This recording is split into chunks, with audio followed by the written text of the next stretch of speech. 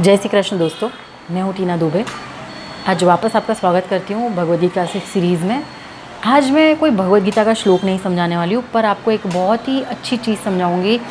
बहुत से लोगों ने मुझे पूछा कि टीना जी बताइए कि साक्षी भाव क्या होता है।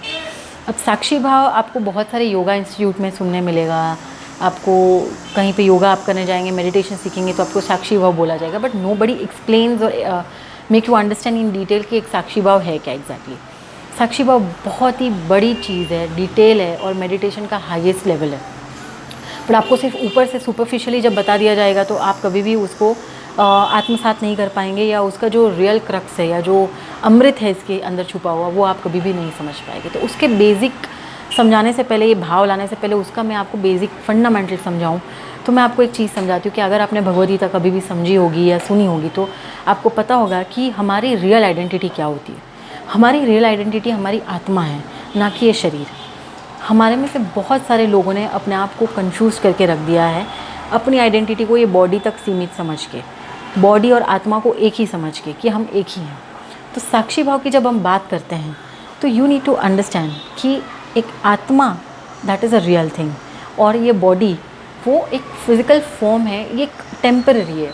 It is not immortal, it is a mortar form of body जो एक लिमिटेड पीरियड के लिए यहाँ पे है। उसके बाद आपकी आत्मा तो अनंत है, वो सिर्फ बॉडी चेंज करती है, जन्म चेंज होते हैं, वो काफ़ी डिटेल में वो सारी चीज़ें हैं। तो आपको ये चीज़ पता होनी चाहिए कि your real identity is your soul, आपकी आत्मा।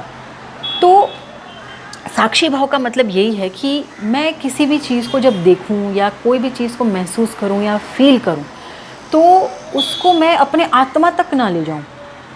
बिकॉज़ जैसे हमारे जीवन में बहुत सारे ऐसे एक्सपीरियंसेस होते हैं जो पॉजिटिव होते हैं, नेगेटिव होते हैं। कहीं हम खुश हो जाते हैं बहुत, कहीं हम ईगो में बहुत ईगो हमारा कोई सेटिस्फाई होता है तो हम खुश हो जाते हैं, हमारी कोई इच्छाएं पूरी होती है तो खुश हो जाते हैं। तो ये एक तो पॉजिटिव फीलिंग होती है। दूसरी फीलिंग्स होती है कि हमें कोई कुछ बोल देता है तो हम इंसल्टेड फील करते हैं या दुखी होते हैं, या हमारा ईगो हर्ट हो जाता है, तो या कोई चीज़ को देख के हम जेलस फील करते हैं। So many negative emotions also. तो there are mixed kind of emotions in life. तो बेसिकली ये इमोशन को हमें बॉडी तक सीमित रखना है। और साक्षी भाव का मतलब ये है कि मैं जो हूँ ना, मेरा ना तो कोई इंसल्ट कर सकता है, ना मुझे कोई खुश कर सकता है। मैं तो अपने आप में खुश हूँ, मैं अपने आप में संतुष्ट हूँ।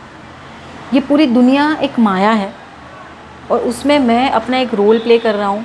ये मेरा जो बॉडी दिया गया है उसमें मैं आया हुआ हूँ यहाँ पे, और I am just playing my role, that's it. तो वो जो फीलिंग्स है वो डीप इनसाइड वो सीप इन ना हो, वो सिंक इन ना हो, वो एक साक्षी भाव का सबसे पहला बेसिक लेवल है।